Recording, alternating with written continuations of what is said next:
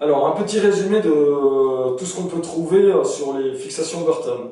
Donc, la première chose qui pour nous est primordiale, en fait, c'est le réglage latéral du spoiler. Donc, en gros, le spoiler il vient chercher latéralement ici, et en desserrant ces deux vis, en gros, quand on met de l'angle sur sa fixation avant, il est indispensable de faire pivoter ce spoiler de manière à le mettre le plus parallèle possible à sa ligne de quart, de manière à avoir un bon appui backside, non seulement confortable, mais aussi précis. Ça permet d'avoir, à éviter, si on ne tourne pas ce spoiler, d'avoir le coin du spoiler dans le mollet, ce qui n'est pas précis du tout et qui en plus est ultra désagréable puisqu'on a l'angle du spoiler dans le mollet toute la journée. Donc ça, c'est un réglage commun à toutes nos fixations.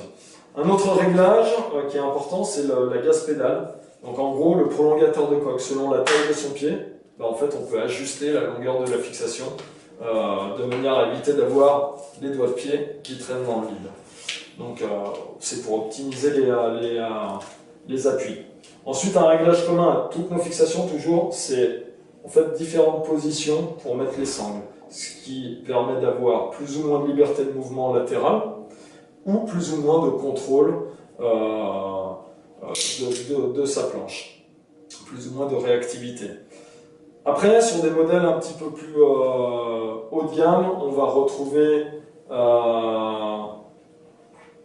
non, déjà, le Flex Slider, on n'en a pas parlé. Donc, sur tous les modèles, à part la infidèle en entrée de gamme, on va retrouver ce Flex Slider. Donc, en fait, cette sangle est usinée de manière à rester ouverte au moment du chaussage, ce qui est ultra pratique.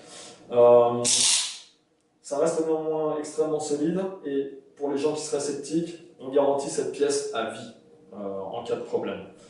Ensuite, sur des modèles un petit peu plus élaborés, on va pouvoir retrouver des choses telles que le gel B3 qui offre un très bon amorti au niveau du talon pour les gens qui aiment sauter. Le double take buckle, donc en gros un crantage intérieur et extérieur qui permet de vraiment offrir un serrage optimisé, c'est-à-dire que quand on arrive vraiment au bout du serrage, on peut continuer à forcer si on a envie d'être vraiment très serré dans sa fixation, sans avoir une sangle qui va sauter de façon intempestive. Et enfin, la dernière chose qu'on trouvera sur les modèles haut de gamme, c'est le Ilamoc, un système en fait d'enveloppe du talon qui va permettre d'avoir vraiment une bonne adhérence et éviter le soulèvement du talon pour avoir un bon contrôle dans ces virages. Donc voilà ce qu'on peut retrouver sur tous les types de fixation avec évidemment, pour finir, un réglage de butée de spoiler, alors qui est différent selon les modèles, mais qui permet d'avoir un spoiler plus ou moins incliné et donc plus ou moins de rapidité d'appui. Et enfin, la majorité de nos sangles, alors pas toutes sont réglables à la main, certaines par vis, mais évidemment possèdent tous les réglages possibles pour s'adapter à tous les types de chaussures utilisées, puisqu'on peut régler à chaque fois la longueur des sangles, que ce soit avant ou arrière.